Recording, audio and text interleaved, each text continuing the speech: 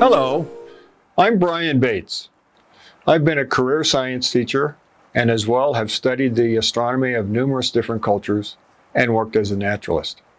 I'm here today to share with you about Hopi astronomy and how to anticipate seasonal changes and their ceremonies. Now, you can see me there on top of one of the ruins at Mesa Verde taking measurements, but that's really about halfway through my research process. Because in order to do good research in cultural astronomy, we first have to go to the library and spend hours looking through the ethnographic records to see what information there is about whether or not a certain culture actually used astronomy to help them understand seasonal change and to plan different survival and ceremonial activities.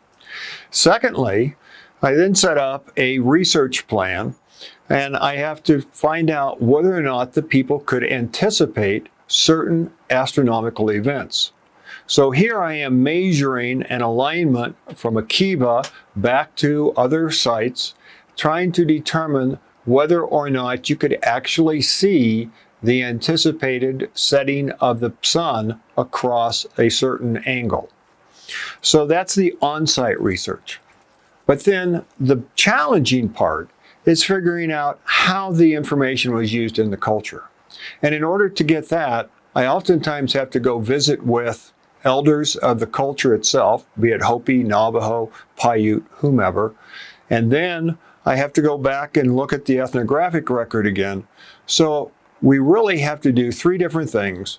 Determine if there was information from the culture about their astronomy, if they could actually see what it is that we're anticipating that they were observing in the sky, and then determine how it was used.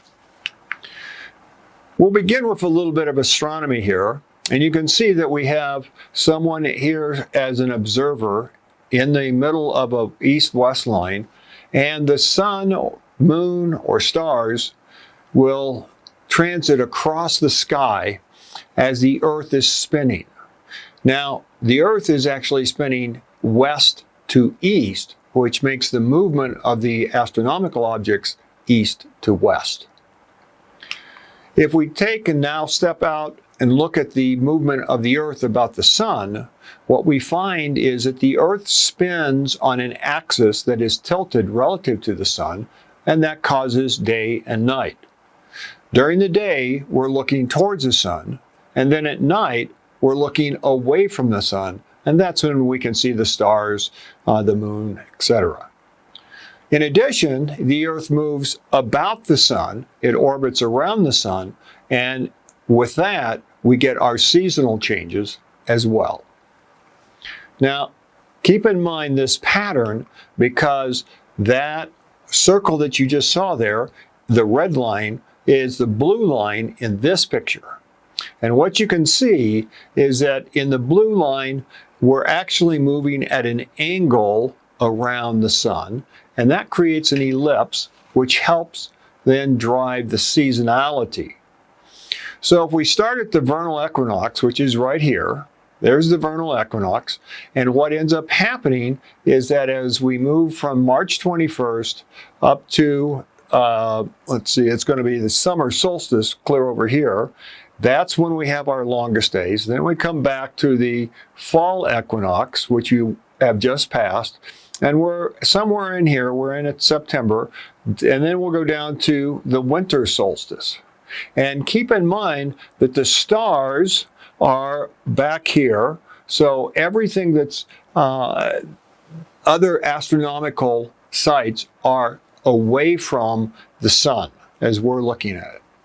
The other thing I want to point out is that you can go halfway between, say, the vernal equinox and the summer solstice. That point is May 1st, and that's called a cross-quarter date. That's a time at which the rate of sun motions change along the horizon changes. So the rate changes, the rate of motion. Secondly, we have August 6th, October 31st, and February 2nd. Those are cross-quarter dates. They're going to come up again. But where are we? Well, this is a map of the Colorado Plateau, and you can see right down here is Flagstaff. And the site that I want to take you to today is out at Wupatki, which is to the northeast of Flagstaff. But the Hopi Mesas then are a little bit further to the northeast, and they're up on the south end of Black Mesa. This entire region was occupied by numerous different Puebloan cultures, and I've been fortunate to be able to study many of them and to observe and test their astronomy. Now, this is a painting of the Hopi calendar that was made by my good friend Filmer Kiwanyama. And what ends up happening is that at the top here, up at the top, this is the winter solstice.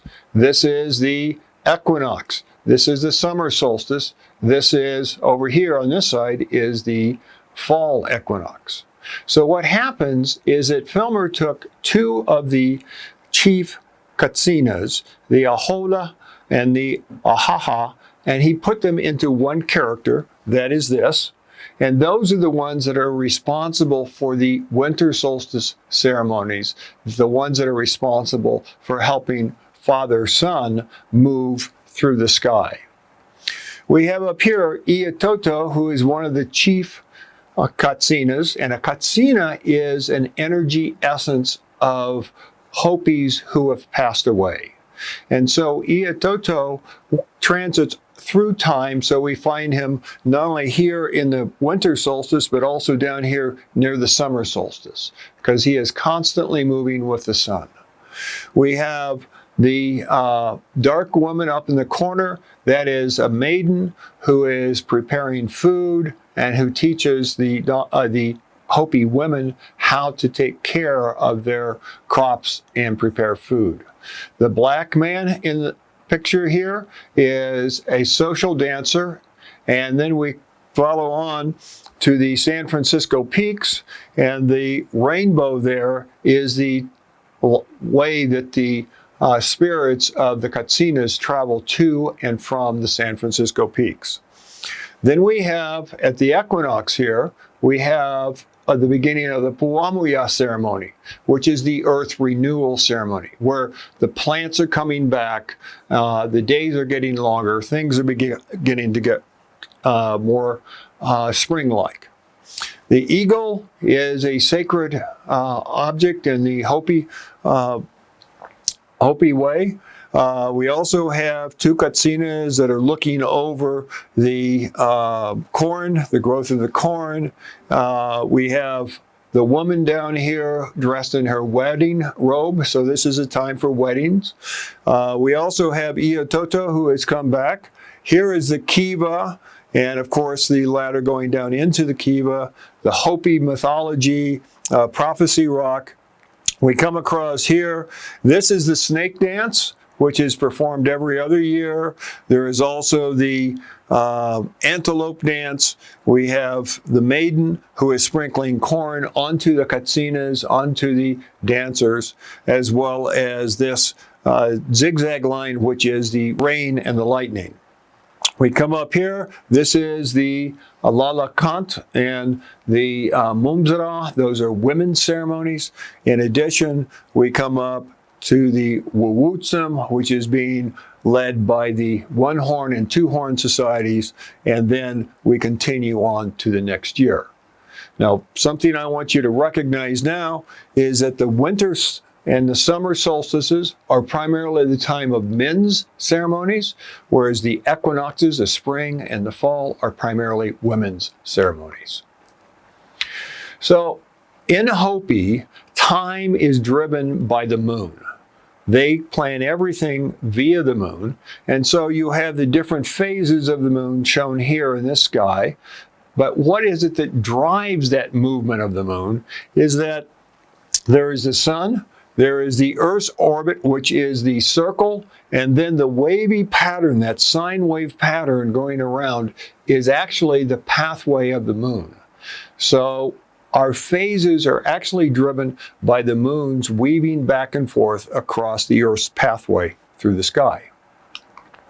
What is the the definition of time in Hopi comes from the muya, or the moons. And so very quickly, I'm going to start with the winter because that's where they begin their year. And so we have the different ceremonies, and they are related to the Solyal, which is bringing the sun back from the winter solstice. It's a positive life. It's preparing for ceremonies. And then you go into the Puebloan, which is a cleansing ceremony. From winter, we go to spring, and you have the winds. If you've lived here in Flagstaff for a while, you know what I'm talking about. And so essentially, you have your winds, you have to protect the soil, and then you have to wait to plant, because if you plant too early, then you could lose your crop to a late frost. Third, we come across to June to August, or summertime. This is when the crops are growing. This is when the Katsinas will return to the San Francisco peaks and then come back as clouds bringing rain to grow the plants. The plants grow, there's a positive life, and then as we get to September through November, you have the harvest, you have the women's ceremonies, and then we move into the Wuwutsum and the men's initiation ceremonies. But keep in mind, all of this is relative to the physical movement of the moon, not necessarily a calendar month. Now we go out to Wupatki, and at Wupatki National Monument, there is a site called Kraken Rock, and this is a wall that I surveyed years ago. Now you can see in this wall that there is a center window right there. There is a north window, and then there is a south window that is much more difficult to see. Those windows are all angled at different places so that you see the sun throughout an annual year. This wall is actually what we call a hierophany. Now, if you think of hieroglyph, that means hidden writing. And phanos, or phane, means light. So this is hidden light, and a hierophany is a place at which the light reveals itself. And so what's going to happen is that we're going to see the sun coming through these different windows at different times of the year, marking times that are significant to the water sand clan of the Hopi people. I'm now standing, with this picture, I'm standing on the west side of the wall looking to the east. And I want you to notice how flat that horizon is. And if you have a flat horizon, it's very, very difficult in order to tell where the sun is moving and how fast it's moving, because you don't have any reference structure. So what does the wall do? It provides a reference structure. How does it do it? By these small windows. Now, each of these windows are made of two rocks that go completely through the entire wall, whereas the wall itself will be made up of many different rocks. The openings are between 4 and 5 inches, but the length of that column there is approximately 27 to 30 inches. So your eyes are driven towards a specific point along the horizon. This picture, however, I'm on the east side looking west, and I should have been on the west side looking east. This is a different portal. And what happens here is that you can see that there's a light shadow line. See that light shadow line? And that light shadow line changes every day as the sun migrates along the horizon because of the Earth's orbit about the sun. And in the process, you can use that light shadow line in order to tell when the sun will first appear in the window, and when it may be in the center or when it's going to leave the window. Now, I had the good fortune of being able to go out and stay there at the Kraken Rock ruin overnight to get up and get pictures in the morning. And that was a very interesting event, because sleeping, or trying to sleep, where people used to live is very different from trying to sleep in your home bed.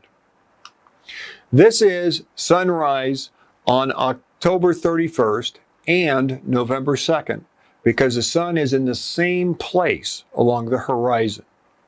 Now, what will happen is that the sun will first appear in this corner over here, and then in about 4 or 5 days, it will get to the center, and then it will move outside of the window.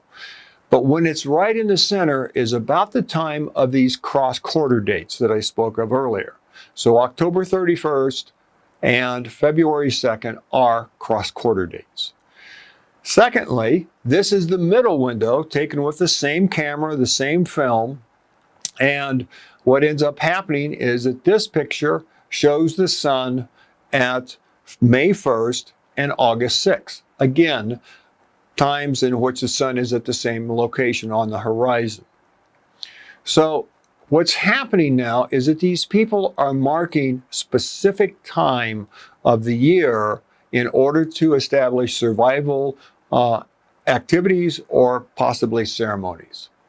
Finally, with the first picture I took in a different camera, this is the summer solstice. This is June 21st.